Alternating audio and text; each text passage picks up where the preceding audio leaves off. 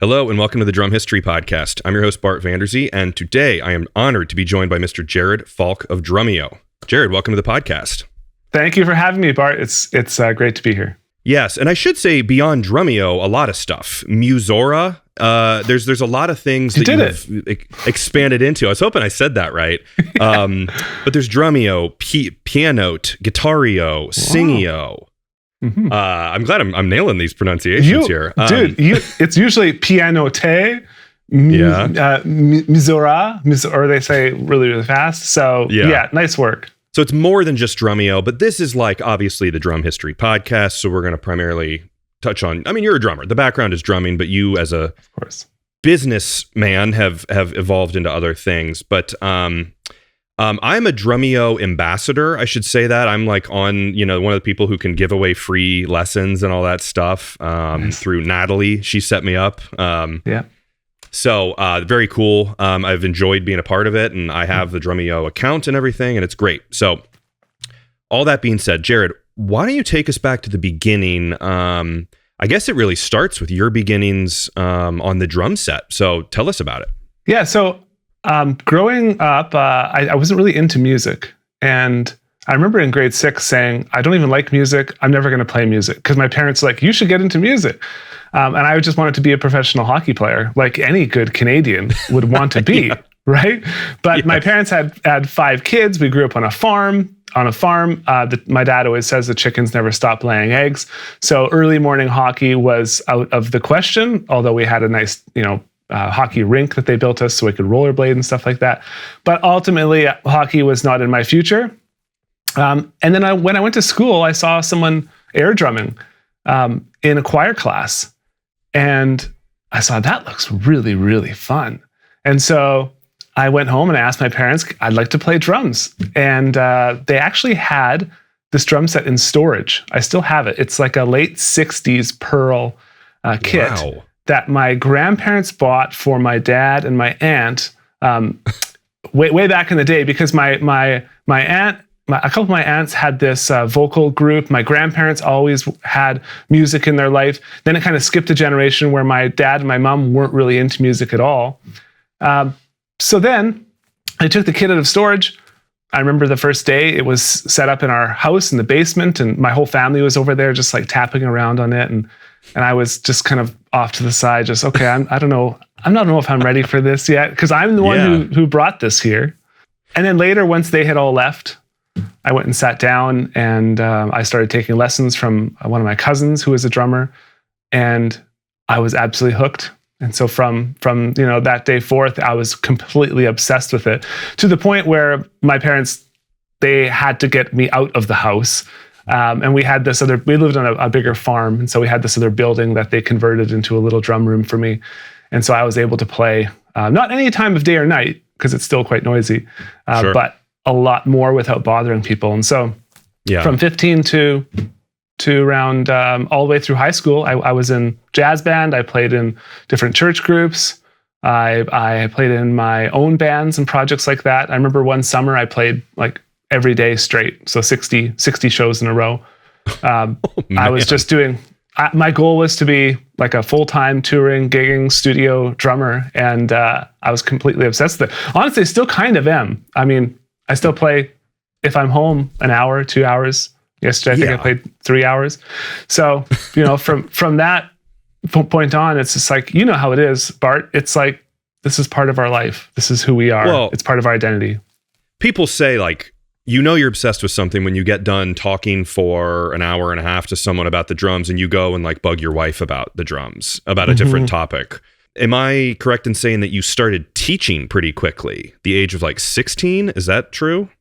Yeah, I had one student which then grew to 2 to 3, and eventually I had 10 or 12 students all the way through high school, my grade 11 and 12 years.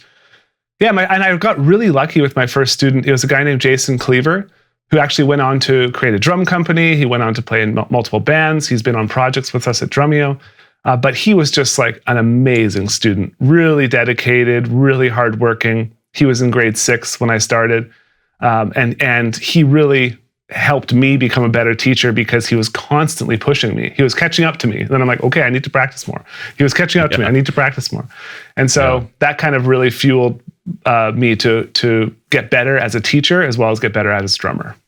Yeah. I mean, a year into learning the drums and you're teaching, you're basically taking what you've learned and just turning it around and teaching someone else, which is pretty cool. Yeah. All right. So you obviously took to it pretty quickly. Then how did that develop into the business? How old were you when I know I watched some old video clips of you, which there's a cool one on Drumeo that was, I think, from 2016 on the YouTube channel where you talk about, you kind of go down memory lane. And at that point, Drumeo was only 4 years old.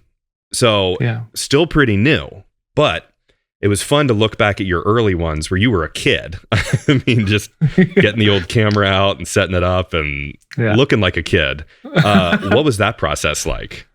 Okay, so I'll just go through it really quickly. But when I was in grade 12, I became like, I grew up with entrepreneurs in my family. So my dad, multiple businesses, entrepreneur. My grandpa dropped out of grade 6 and basically started doing businesses and things like that. And a lot of that was to do with the environment at the time. In it was like they had to do that because they needed someone to provide for their families and things like that. So they needed someone to work on the farms and things like that. Sure.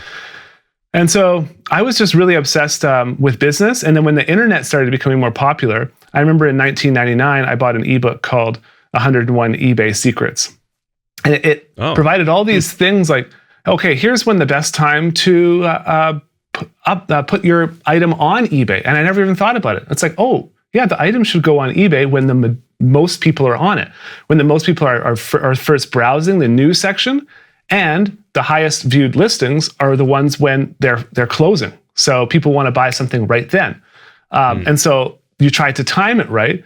And I was able to sell hockey cards and able to sell other things on eBay and do quite well at it, just as a kind of side income in my grade 11 and 12 years. And so I became obsessed with trying to find a way to do something online. And I really loved the idea of doing something within my passion, and that's with drumming. So after high school, I went on tour. I went on a 4-month tour and a few other shorter ones. I quickly realized that wasn't my thing, just because I grew up very close to my family. And I'm not built for the road. I ended up meeting a guy named Rick Kettner. He was a student of mine, and Rick was a high school dropout. And he also was really interested in internet stuff. And so he was actually working on the Palm Pilot stuff in the way early days before iPhones became more of a popular thing. But he was really into mobile. He had been putting some videos out on the Pearl Drummers forums. And way back in the day, like this is 2002, 2003, there wasn't a lot of places for drummers to connect online. There was no Facebook, there was no Instagram, there's none of these social networks. So it was basically message boards and forums. That's where drummers connected. There's Drummer World, there was Pearl Drummers Forum. And people were asking him about this like foot technique he was doing. And he called it the heel toe technique. And so he put a video up, he got like 12,000 downloads. And he came to the lesson and told me, I'm like, you got 12,000 people downloaded? Like that's just like 12,000 people. It was hard. I didn't even know how to download a video at that point because like there was no streaming media like there is now. O2, yeah. Exactly. So I said, well, let's film some videos. Let's put up a website. Let's try and build a community, which we called Breaksticks. And initially we sold videos, downloadable videos on eBay. And that's kind of how it started way back in the day. So students would go to eBay, they'd buy like a pack of lessons for $20. And then we would email them. It was through the service called Link Lock, which basically gave them a link to download the files. After 24 hours, the link expired. And that's something Rick set up. And we did that. We really made hardly any money based on listing fees and what we were doing with it. But it was more just like a fun kind of project for us. Sure. And it wasn't until we started launching DVDs where we started seeing more success, because honestly, back then, no one was ready for the downloadable videos. It was way too difficult. It was no one even understood how to do file management, where to put them, all this kind of stuff. No, and I remember those days of like, I mean, I was like 12 in 2002, and I remember it being like Kazaa and Morpheus and Napster earlier. And it's just like everything was kind of like, is this a virus? Is this going to ruin my computer? This doesn't seem safe. Dial-up internet. Or broadband. It just got crazy. But I saw the video that you had in your example of Rick doing that, and it looked good. I mean, really, it just takes the time and guts, still to this day, it just takes the time and guts to put up a video of yourself. And I think it's cool that he did it then, and then you saw it and then said, this is it. Let me use my eBay book, that you learned from that. And also I saw that you did, I believe you said first was the Rock Beats one that you shot. And you said you shot it on the farm and you could see even flies going around because it's a farm. Yeah. Pretty incredible. I mean, it's just cool to look back at these, it's history, that is drum history, to look at your first kind of thing. But how was your first video received? I never got any feedback back then because we had sold like 100 copies, 50 copies, and no one really messaged, because even the idea of like DMing or sending a quick message, just there was email, right? And so I could go back and check, but I don't know if anyone's said anything special. But I just know when the camera's turned on, I don't know if you've heard that red light syndrome before, but I was so confident going into it, man. I was like, okay, I'm going to do great. The camera, the push record, and I just had nothing to say. I just stared at the camera. And so the videos ended up being like beat 1, and I play the beat. Yes. Beat 2. There was no instruction. It was just like demonstrations. Yeah. One thing I noticed in a very, like, now I think of you as just being, you could not be more comfortable in front of a camera. But then it's funny to look back and you see that just like, here, I'm going to play beat number 1. Like, you're just kind of terrified a little bit. But that's part of it. You're not going to be a, superstar on your first video. So it did get better though. And I believe you said your second one was the one-handed roll video, which to me, these choices of videos, rock beats, everyone needs to learn rock beats. Very clickable, very like, I need to learn that. I want to download it. One-handed roll. What the heck is that? I want to learn how to do that. You know what I mean? Like it's kind of like your title. Third, if I'm not mistaken, was the heel toe. Also, people want to learn that. It's not overly complicated, like, 16th note ostinato patterns and blah, blah, blah, blah, blah. It's like, it's stuff that people are going to want to click and download. So I think you had the SEO and like marketing brain going pretty hard even at that point. That was Rick in a big way, because Rick was very much interested in that, like learning copywriting, digital marketing, using Google Ads. And when you use Google Ads, like, you have to write headlines. So what do you want to tell people about it? And then the way Google Ads worked at the time was like, you create 3 versions, and then, okay, that version worked the best. Okay, then you scrap the other 2 that didn't work. You create another one that competes against the new one. Okay, this new one I created based off of the one that worked the best is better. So I'm going to now create one that competes against that. And so you just naturally develop this like brain for figuring out what messages people respond well to. And ultimately on the product has to deliver, right? And on those products, we focused on quick wins. So we didn't focus on massive amounts of content or things like that. It was more, what is one small thing we can give to someone that would help improve their drumming, and just like then hopefully credit that win back to us, and then maybe they'll come back and purchase something else. And this is just how business should work. You should want to, provide value to someone, so much value that when they're looking to kind of scratch another itch within that realm, they come back to you and look for another solution, right? And so that's ultimately what we tried to do, and to a certain extent, it worked, I would say. But well, now with hindsight, we can look back and say, yes, it did work. But I mean, honestly, all these things that you guys were doing, it's kind of cool to look back at like young guys going like, I mean, this is things that people at like Fortune 500 companies do with like marketing and advertising and all this stuff through these digital platforms. It was different back then. This was the days of magazines and, drum tapes and DVDs and things like that. So you were ahead of the curve, obviously. And then I believe you got into DVDs with like workbooks and stuff. I mean, you were creating a full-on like courses. This was a, soup to nuts kind of thing, which is pretty impressive. Well, back in the day, there was this guy named Jack Bennett, and I don't know if he's still around actually, but he's from Australia, and he created this, like we created something called the rock drumming system. and it was like 5 discs and 4 workbooks. And I remember when I first went to get it replicated, like 1,000 copies, the replication was going to cost like $50 per unit. I'm like, well, I can't spend that. Yeah. We ended up finding a way to lessen the costs. But then he came up with something that was like 20 discs. And so it became kind of like, shavers, and this one has 14 blades. This one has 18 blades. And it's like, it doesn't matter how much discs is on the thing, now looking back. But then we created one with a guy named Mike McCalco called the drumming system. And the drumming system, it was like 35 discs, 5 workbooks. I remember when we filmed it all, we spent like 2 weeks in the studio.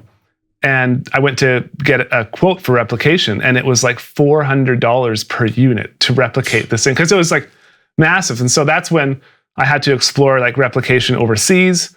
I went to Alibaba, which was actually a thing. This was around 2009, 2010. Wow. We were able to get replication costs down and release that pack, which was hugely like instrumental in like our being able to fund future endeavors like freedrumlessons.com and essentially like Drumeo, the beginning of Drumeo.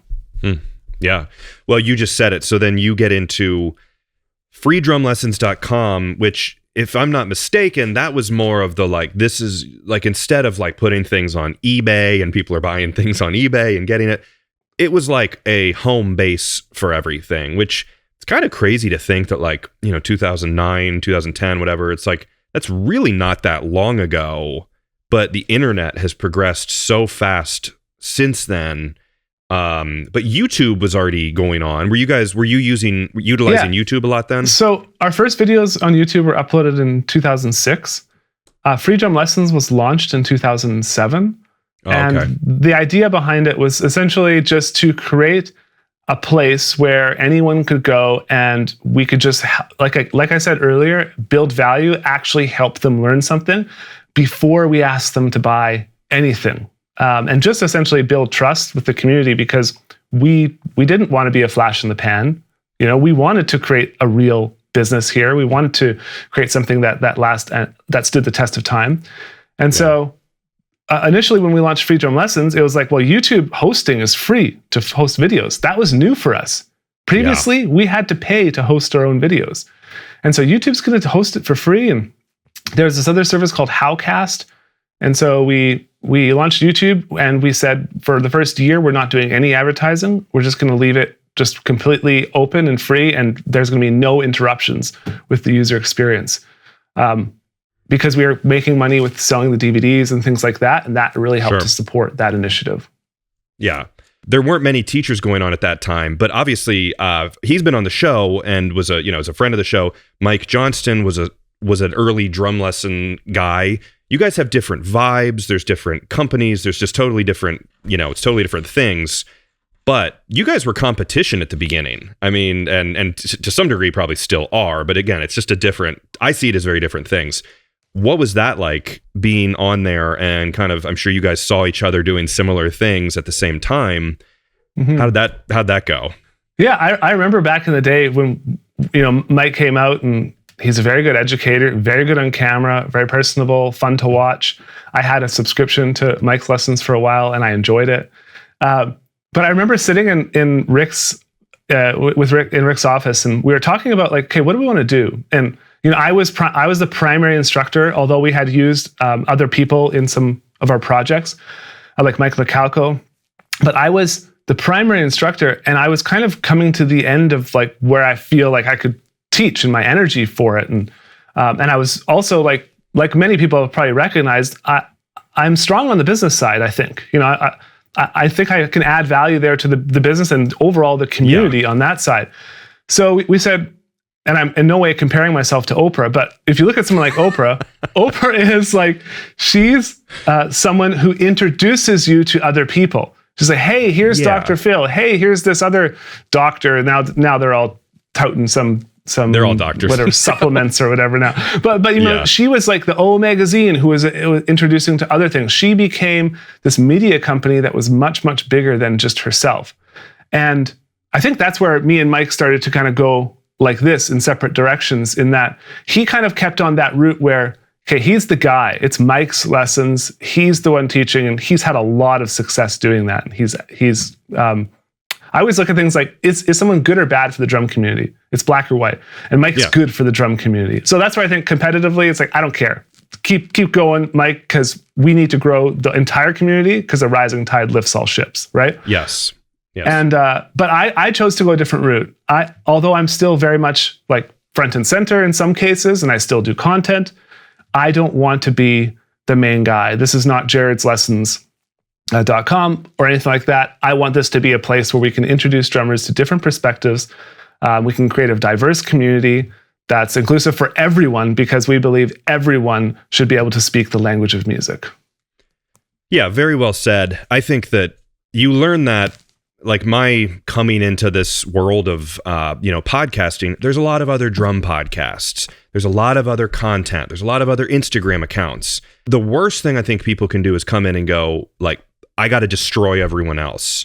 There can only be one. Like, that's not how it works. No. It's never going to be. It would be bad. People would get sick of you. So there's just, everyone has different taste. Everyone likes different things. And you also hit the nail on the head by saying, we need more drummers. We need more people out there to become drummers, to then listen to and watch the content and love the instrument and buy the drums and buy the cymbals to make our whole industry grow. Yeah. So, there's no room for competition. Obviously, I think we all get that, though, where you see that someone does one thing and then, of course, you feel it and you're like, it pushes you a little bit. There's no denying that it's obviously pushed you a little bit to be better and change things and grow. And we need that to pull us along, Yeah. Competition is good and innovation is good. If we don't have innovation in our industry, like we'll die. And when you look at the original drum set, the creation of the trap set, I was just watching this as a video in Drumeo of Todd. He did the pioneer of the trap set or something. And the drum set was actually an innovation, and it was a disruptive innovation in that it used to take one person to play the bass drum, one person to play the cymbals, one person to play the snare. The drum set came out and basically eliminated jobs. Okay, yes, so people really that used to be employed, they're no longer employed because now there's this new thing called the drum set, and we only need one person. So you got to be really, really good to get that gig. And so in the drum industry, we actually need more of that. And the only way we get more innovation and technology is by growing the entire size of the market. And so the industry, it's somewhat good at getting together, but it's extremely political, in my opinion. And there's people pulling in directions that just don't matter. And it's really, really frustrating. And so I've just stayed out of a lot of that stuff because I just need to focus on the student, because the student is oxygen, and without them, none of us exist. Exactly. Let's hop back on the timeline here. So freedrumlessons.com, what did it look like and how does it compare to Drumeo today? It was meant to be like, so if we want to go on the marketing discussion and a little bit of business talk, what happened was, if you research back, you'll from like 2004-ish, 2005, research Google Slap. Google Slap was where people buying Google AdWords, they were sending people to websites that maybe didn't meet Google standards. And they didn't meet the standards because they didn't have enough pages. They didn't have enough content. The website was more like, hey, here's a sales page, buy this. And there wasn't a lot of outbound links. So it's not like people were doing black hat techniques or even gray hat techniques. It was many cases white hat, but it still didn't meet the quality standard of where Google wanted to send their users, which is very smart on their part. So what they did is they said, if you want to buy a click from someone searching drum lessons, it's going to cost you $20 per click, which is basically, okay, that's basically, I don't want to swear, but it's like, you've heard that FU price before, right? Yeah, that's Google saying, this is our FU price if you want to do that. Yeah. Totally. And so we said, well, we can't rely on Google anymore or Google Ads in the same way. We have to develop and innovate a new channel that hopefully we can have a little bit more control over. And so we really wanted to focus on creating something that deserved to be listed in the search engines, that deserved the higher quality standard.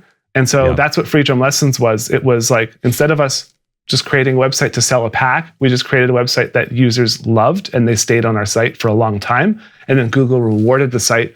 And for a long time, if you search like drum lessons or how to play drums, like we were the top 5 search results. Well, the wording right off the bat. I mean, free drum lessons. It's just like, it's, again, I think it's important. You got to have that. That's something that you look at YouTube channels or you know, growing YouTube and things like that. It's the most important thing is to have a catchy title, which before we progress now into like Drumeo, I want to ask you about, I mean, my background is more in like video and audio production. Your production, just from looking at a couple clips of the rock beats and then the one-handed roll and then the heel toe, it got a lot better. I mean, I think in the heel toe, if I'm not mistaken, or maybe the one-hand roll, you had like a slider. And I remember there was one shot that was like, you showed it on your Drumeo video where it was like, you're looking at the camera and then it was like, can't cut to camera 2. Yeah. And then you kind of like turned your head and I was like, very nice. He's planning. No, that's because I couldn't talk on camera for longer than 1 or 2 sentences at a time. Yeah, cut it and edit it. This episode is brought to you by Masters of Maple. Masters of Maple are handmade, beautiful drums from Los Angeles, California. They only make 50 kits per year, so each drum set is made with the highest quality possible. And a new collection is dropping in May 2023, including the Bell Brass version 3. So be sure to keep up with Masters of Maple at mdrums.com and on social media at Masters of Maple. And if you didn't hear it, go back a couple episodes and you'll see an episode with Cy from Masters of Maple about how drum shells are made from forest to factory. And you'll get an understanding of just like the technical ability of the folks at Masters of Maple. And it's just a really cool episode. So thank you to Masters of Maple for sponsoring this episode. Was it you the whole time doing these production, you know, the video and the audio and the editing and the mixing? Did you do a lot of that or did you sub it out? So we had employees at that time, probably around 10 to 20 employees. And then many times we would use an outside crew for those larger productions. We didn't have a studio at the time. So anytime we wanted to film, we had to rent a studio and rent all the gear. So we rented a jib, we rented a dolly, and we hired an operator. Yeah. And a lot of that was based off of watching Hudson Music DVDs. And I don't know if you're familiar with like the language of drumming, creative coordination, creative control, all of the stuff that Rob Wallace and Paul Siegel put out. And Rob, I always say, because I'm friends with him to this day, and we have some Hudson titles that we've licensed on Drumeo. He's like the godfather of this type of content, this drum education, high quality. You know, they did amazing work back in the day. Yes, that makes sense. And because like nowadays we're almost like told you have to do it all yourself. You need to get your camera, you need to get your mics, you need to do it all. Back then it was rightfully so more like, well, no, you hire production teams and then you could then focus on your main job of drumming. Do you think it's better that people can focus on just drumming, not doing all the video stuff? Or is it pretty cool now and a great thing that people have to do everything and they don't need any help? What are your thoughts on that? I think it ultimately comes down to what you want. Again, going back to like Mike Johnson, myself, from my understanding, he's very good at production and very good at working cameras and editing, and his shots look beautiful, right? Whereas I cannot do that myself. So I rely on the talents and skills of others to help me with that, because I have a different goal for like how I spend my time. I break it into like 4 quadrants, which is something I learned from Strategic Coach, and this guy named Dan Sullivan is like more of a business coach. It's like, there's things you love to do and you're good at. There's things you love to do and you suck at. There's things you are good at and you don't like to do. And there's things you hate doing and you suck at. Step 1, eliminate the things you hate doing and you suck at. Step 2, eliminate, the things in the other quadrant. And then eventually the goal is to get to the point where you're only doing the things you love to do and you're good at. And that is defined by something called unique ability, which is the thing that other people appreciate you most for. And I didn't make any of this stuff up. You can go look him up, a guy named Dan Sullivan, Strategic Coach. Brilliant. Like he helps entrepreneurs build businesses that don't run them, but that they get to actually run the business. Because most entrepreneurs are rode hard and put away wet, So. Totally. I love that, because there's so many things where when you're a one-man band, speaking from the podcast perspective and the social media, there are things that like God, I wish I would just hire. So I love editing, but on the third time listening through something or like trying to get little social media clips and then putting the captions on, I'm like, oh my God, I don't want to do this. I would love for someone else to do it. And it's like, it just makes sense because you got to delegate power and also even just having a coach. That's a pretty cool thing to get advice from other people. It's like drummers take lessons. Business people, if that's your aspiration, you should go get lessons and get better and level up. So I went to Strategic Coach in 2010 and 2011, and I'm actually going back 10 years later. Wow. So I'm really excited. I'm going back in a couple weeks. That's awesome. And on the note of captions, by the way, Bart, there's apps that do all of that now using AI. It's like an app called Captions. You just you cut your clip, you put it in there. It'll add the captions. It'll actually make them pop up in an animated, fun way, like graphically. Oh, cool. Like on Reels and things like that. Yeah. Yeah. So a lot of that stuff can be automated. What's your thoughts on the AI boom right now? I've been using it more and more for little things when I can and plugging it in. What's your take on the rise of artificial intelligence? I think it's going to be awesome to see how that makes its way into the music and the drum industry. I'm not exactly sure how that's going to look, but I think when a lot of people say, well, AI is going to steal our job and things like that, I think it's more like a human using an AI is going to steal your job. And so it's like you have to give it prompts, you have to give it inputs, and there's going to be a lot of opportunity there. I don't know exactly the way we're going to use it. I know at Drumeo, we're using it to, our students are using it to remove instruments from songs because now they're able to analyze music and say, okay, take the drums out or take the piano out. And so students can play along with drumless. They can stream the drumless tracks and play along with the transcription. That's what a lot of my videos I do are. It's just like, it's awesome. It's really, really fun. Yeah. And so we're going to continue to use it and leverage AI in any way we can. That's a good answer. My experiences with it have been, I made a video I took a clip of a really old episode about the history of Zildjian. There's no pictures from 1680s, Turkey. So I used it to create painting style photos of a carriage being blown up. And it was like a story from that. And I made about a 2-minute clip with images like that. Wow. A lot of watch outs though, there's the guy with 6 fingers. There's the mutilated guy with his eyes popping out of his head and it looks weird. So you have to edit it. I've also plugged in episode titles where I go, I could make this a little bit better. And I do it 5 times and I take the best of 5 and put it together. But also I typed in, tell me the history of Ludwig, because I wanted to do maybe a short history episode. Ringo exploded on the Ed Sullivan Show in 1950s. And it's like, whoa. It's like wrong. There's a lot wrong. You need to not trust it 100%. But totally made my voice out of it, which freaked my wife out. But I was like, maybe I could record ads through AI. And I'm like, what am I doing? I'm losing my mind. But there's a lot of potential, man. You can also, there's one, I think it's video.ai or something like that, where you could like take this whole podcast episode and the 60-minute thing, you input it into that software. It's cloud-based software. And it will basically give you 20 micro clips that are titled, that have everything on them. And they're clipped up in a certain way, which it's figured out the topics and it's organized and grouped them together. It's cut out the ums and ahs. Wow. It's done all the work. Yeah, I can send it to you afterwards if you want. Yes, because like I love this stuff. I love the technology. I do think there was the whole thing, which if people haven't seen it, where they recreated Seinfeld, where it's all AI, where it's but they started to like realize that they were like I want to leave this apartment, and they're like, we can't. We're stuck here, and kind of bizarre to watch, but I think it's super cool. I know you're like a very progressive. You guys are always moving forward. Which, on that note, let's get to Drumeo. And then we'll talk about more like future stuff like that, which has got me excited. When did freedrumlessons.com, what was that switch to Drumeo, which stands for Drum Education Online? Yeah.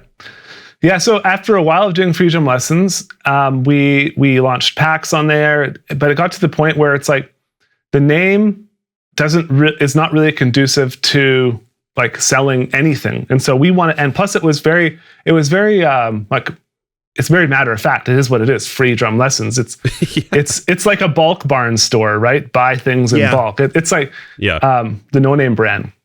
Sure. So we wanted to create like a brand that we could have everything live under. So like freedrumlessons.com is still up. Drumlessons.com is still up. We have guitarlessons.com, pianolessons.com. All those properties are still up and active today. But we wanted to basically bring all the drum stuff under Drumeo. And so it started off with just that. Like we started to publish a blog there. We started to we had like a drum shop called the Drumeo Drum Shop. And then after around a year of doing that, that's when we launched like the membership platform, which is basically one new 1 hour lesson, streaming lesson every single day. So 7 days a week, wow. 7 hours of new content per week. We would do a live stream. That's incredible. And that was 2012, right? 2011 was when I think we launched it. But yeah, 2012 was when the membership launched. Yeah. Okay. When I signed up for Drumeo, or through the ambassador thing, I was blown away how much stuff you guys have on there. There was history stuff, like the Todd Zuckerman thing, like you said. There's a lot of lessons. It's not just one drummer playing. It's not young Jared sitting there playing in a barn. No. It's like most people actually don't understand what Drumeo is. Most people think Drumeo is a YouTube channel and like social media posts. I still get asked to this day. It's like, oh, like, is it just you? Or I'm like, what? No, it's not just me. You think I could do all that? I can't do that. Yeah. So no, there's a huge team behind it, and a very, very capable leadership team. Like my leadership team has been with me on average, I think, over 8 years, and so I have like a really great team, and that's what people don't realize is there's this that the business structure and corporate structure is like an iceberg. People see like myself, or in Pianote they'll see Lisa, but there's this like massive group of people supporting that, and same with the content. The content is like, we have probably 10,000 hours of content, and we've probably published, 500 hours. So like we have so much more content that we've never published. Not published publicly. Well, yeah, because it's behind the paywall, which when you take your own money and you pay, you're almost more inclined to put that time in because you're a little bit more invested. Yeah, and I mean, if the product wasn't like measurably better from not my perspective, but from the actual student's perspective, then they would just sign up and leave, right? If they come over and they join, it has to actually help them. And this is something like we're heavily focusing on in this past like 3 to 4 years, especially, which is why we've like built out our song section. So like there's like 5,000 transcriptions in there. You can stream and play the song. But we're trying to make it something where every time you're going to sit down and play drums, you're like, okay, I got to load up Drumeo, and now this is going to I'm going to save time, and I'm going to have more enjoyment behind my drum set because of this. Yeah. And then the $30 a month or the $200 a year, it's not going to be even considered when it comes to should I cancel or am I getting value from that? It shouldn't be a question. How many people are on your team total, including leadership and all that? Full-time staff, I think we're at around 104 right now. Wow. And then we have lots of contractors. So especially on the transcription side of things, I think we have a team of 20 plus, maybe even more than that, transcribers. So like when this, leading up to this 2023, Songs was our big push, and we had worked out the agreement with Hal Leonard. So then it comes down to actually writing these transcriptions. Now, you could license them, but we have a certain way of doing of the quality that we want. And so we basically built within a month, a team of, I think, 20 to 50 transcribers from all around the world. And within Guitario, within Pianote, we added 2,000 to 4,000 transcriptions within the course of 60 days or something like that. Jeez. Wow. Yeah, the team was insane. So big props to them if they are listening to this, because all of those people worked their butts off all through the holiday season just to make that deadline of January 1st to meet our goal. Because we dream big, and we try and do things that are going to create a massive impact in the marketplace. And so sometimes that can cause stress in the team, but the team, like I said earlier, they work incredibly hard. And I'm super, super blessed to have a team that cares so much for our students. Yeah. one thing I wanted to mention that I wrote down before is you guys at Drumeo are like creating drum stars in a way, similar to how like Disney creates like the pop stars that we have, in a way. Like I see people on your website where I'm like, oh, I think I like Domino, who's incredible and a great drummer on her own accord, but like I know her because of the drum videos through you guys. That's very kind of you to say. So yeah, Domino's awesome. One of the on that note, I remember when Dorothea Taylor came out, and she had like 40 or 50,000 subscribers on Instagram, and then we launched her video, "The Godmother of Drumming," which was something my marketing. I have a guy named Dylan Waitman and Chad on my marketing team. They came up with that. And as well as Sam Landa, who's part of the Drumeo Beat, they all kind of like, they had these brainstorming threads in Slack, and it's like, yeah, let's do the Godmother of Drumming. And that was like a very intentional thing. And I think that's one of the reasons why that video went like so crazy, to the point where like Disturbed's management, I've met with them about working together more with that, because it went so awesome. So I mean, Jimmy Fallon. Yeah. It's crazy. Exactly. She's a great example of it too, but like Grayson Nakrutman is just like monster player, and it just makes sense for you guys to work with them and give people that platform to reach even more people. Yeah, and it is a partnership, Bart. It's not like, I wouldn't say I would ever take credit for Dorothea's success or Grayson's success. Like, of course not. On their own, they working insanely hard, and we kind of like, when they're like this, going that hockey stick curve, which I got to do the hockey stick reference, right? But the hockey stick curve, and they're already on their way up. And so what we do is we kind of just like, we jump on there with them, and we kind of help support them as they kind of work their way to the top. And that's beneficial for everyone, because we can help them in a lot of ways that they probably couldn't do on their own, and they can help us in ways which we can't do on our own. But when it comes to like identification of like artists and who to bring on Drumeo, I kind of look at it on two ends of the spectrum. On one, you have these artists that they don't need to prove anything. Like, they are who they are. They're legends in their own right. Sure. Chad Smith, Steve Gadd, Todd Zuckerman, Dom Famularo, all these people, that legends that have been out, Thomas Lang, Benny Greb. And then there's these other artists which are on the complete other end of the spectrum, just getting started, maybe 10,000, 20,000 followers, have shown that they're having some measurable success, but they just need that springboard. They need that like boost. And we try and partner with those, and we try and stay out of the middle. And myself included. This is why I'm not on Drumeo as much, because I kind of live more in the middle, and I need to, I need to put in the work more on either end of that spectrum to get recognized by Drumeo.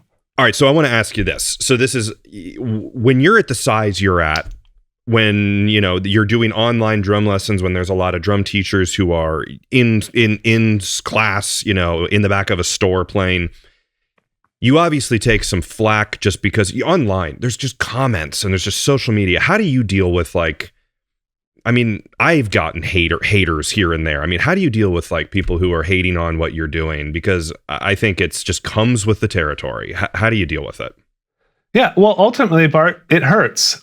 Like, yes, I'm not going to sit here and say, oh, when someone says something bad about me, it doesn't hurt me at all. Like, I mean, of course it hurts. It sucks. Especially when you feel like you're being judged unfairly. Mm-hmm. But when we look deeper and we say, okay, what's really truly the root of that comment? At least what can I decipher, and what story can I tell myself? And in many times, the root of that comment, there is some truth to it. It's just said in a really abrasive and mean way. Yeah. It's like if your dad wanted to tell you that same thing, or your mom, or your best friend, they would tell it to you, but in a nice, kind, generous, respectful way. Yeah. So there is a lot to be learned from some of those comments, because although they're not said very nicely, doesn't mean we can't learn anything. And so we listen to all of them. I sometimes sympathize, or I try to have empathy for the people that are clearly going through issues in that they need to be so mean, overtly mean. I'm like, wow, that person must really be struggling. And maybe there's some truth to what they said because maybe we did send too many emails. Maybe we did push too hard in our marketing. Maybe we said the wrong thing in the video. I don't know. Like, we make mistakes. It's just human. Yeah. Our company is just a collection of humans trying to do the best thing for musicians. Yeah. It's been said before, but the 1,000 nice comments really get outweighed by one like comment that just kind of like digs right at you. But you're right. You just got to move past it. But I'm glad to hear you say that, because honestly, a lot of times too, it only happens when you get to a certain level of success. So it just sort of comes with the territory, and you just have to move past it, you know? Yeah. A lot of people would say I have not been controversial enough when it comes to like building a media company, because ultimately you want 50% of people to hate you and 50% of people that love you but are so in love with you that they're gonna, like, it's depth over width. My thing is like, no, we're here to unite and connect people. I want to stay out of the middle of all that stuff, and I just want to like focus on creating an inclusive community that everyone can be a part of and everyone respects each other. And that's why I love the walled garden that Drumeo is. I don't call it a paywall. I call it a walled garden. I love that. Because we keep out all, like, we can set our own rules, you know? Yeah. And none of that stuff happens. Or when it does, it's very, very light. And it's like completely different than you see on Instagram or Facebook when you're inside of Drumeo. It's a gentle place. But you guys aren't getting like stagnant. And I wrote down that I wanted to mention like 30 Day Drummer. Super cool. Very smart. I love the branding on the YouTube ads and things like that. I think it's awesome. The drum department episodes are really like funny. I edit a lot of times just sitting there with a YouTube video on in the background, and I'll put those on and just kind of like, you know, it's that kind of thing where I just like, you like hearing people about it. But then I realized like I've got you guys talking about drums in my left ear, and I'm listening to someone talk about the history of drums in my right ear, and then my head starts to explode. But and the Drumeo Awards, how involved are you with coming up with a lot of these new ideas, or do you rely on a certain team to do most of that stuff? I have to rely on my team to do a lot of that. The drum department is something that I worked on with the team. It went through many different like names and things like that. And the show is meant to be an evolution. So what you see now, it will not be the same in a year. The Drumeo Awards, where again, we saw kind of a white space in the market when it comes to, you know, how other companies were running their awards programs. And basically the purpose of those is to recognize great people in the industry, because no one else is. You know, so we need to recognize those people and say, hey, you're doing awesome. Keep going, because we need more drummers. And so we want to recognize them and kind of give them that motivation to keep going. I forget the other one. Oh, 30 Day Drummer. That wasn't my idea. That was between Dylan and Chad, a couple guys on the marketing team, had this idea to like do it more of like you work with the student, like the person is actually doing the same thing the student's doing. And that's built more off of like the Peloton vibe, where like I have a Peloton, I did Peloton today. I just did the same exercises Andy Spear was doing on the full body workout, right? Although he could do it a lot better than me, I still could do it. And you just feel like someone's actually suffering with you in that case. Yeah. So, and I mean, honestly, just having that 30 day, that's like kind of more of that marketing. I'm telling you, you guys, I mean, this isn't like, you know, breaking news. Drumeo is good at coming up with titles. It's like, that's a key thing. 30 Day Drummer. Like, all right, I can do this. I've watched a lot of those YouTube videos where it's someone who's like, all right, I'm going to start day 1, day 2, day 3. And it's interesting even to watch that process, because it just gives people something to go after. And, you know, then they realize that it's going to take all their money and it's going to take their whole life, and they'll always be working on it, but it's attainable. Yeah. The thing about 30 Day Drummer is it just makes drumming approachable. So we have a lot of staff. Like when we launched the first season of that, we had probably 10 to 20 people. We have this lounge at Musora, and they would go in there every lunchtime and they would be, okay, this is the 30 Day Drummer crew. And they would all have their practice pads, and they would just do it because they hadn't played drums before, but they work for Musora. So they're going to like, as a group, they're going to try it. And what we found is that although a lot of those people they're not necessarily still playing drums or have a drum set, but it proved to them that they can play drums. Like they were playing music within the first couple lessons. They're playing along to music, hitting in time, and still just getting that rush of like playing a musical instrument, which is pretty awesome. Yeah. Drums are kind of like that, where it's more approachable. It's a little bit like more fun. I mean, piano and all those other things, all the other instruments are great. We all know that, but it's like, it's just a little bit tougher to get into. But so one thing I want to ask you too is I have noticed, and I think everyone has noticed, a little bit less of Jared being the man we see on the Drumeo Instagram and the Facebook. And I've seen Brandon Taves, which never would have guessed that's how you pronounce his last name until you told me.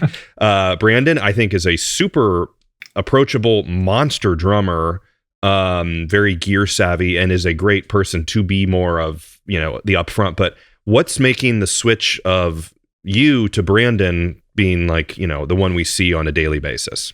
I think it's just like the evolution and the changes that I have to make for myself. Like as I have 2 boys, I have a wife, I have other businesses that I'm a part of, and I just have gotten to this place. Like I'm not even the CEO of Musora anymore. I gave that job to my brother, he's been with the company for 16 years, and just like 2 weeks ago, I'm like, okay, you're a great CEO. You do the CEO. I'll just be the founder and chairman, and I'll work on projects. Like remember getting back to the things that I love to do and I'm good at. That's what I'm going to do more of. And so now I'm filming a documentary on Sabian cymbals in April. I'm going out to Meductic, New Brunswick. I'm doing that.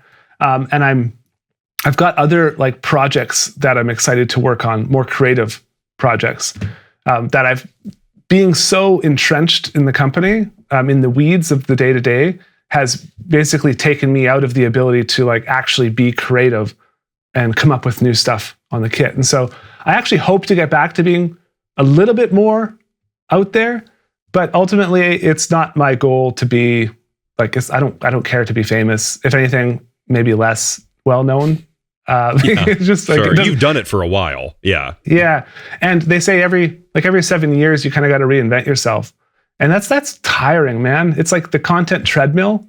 I just want to create stuff that I love and that I hope other people will love it too. That's where I want to get to the point.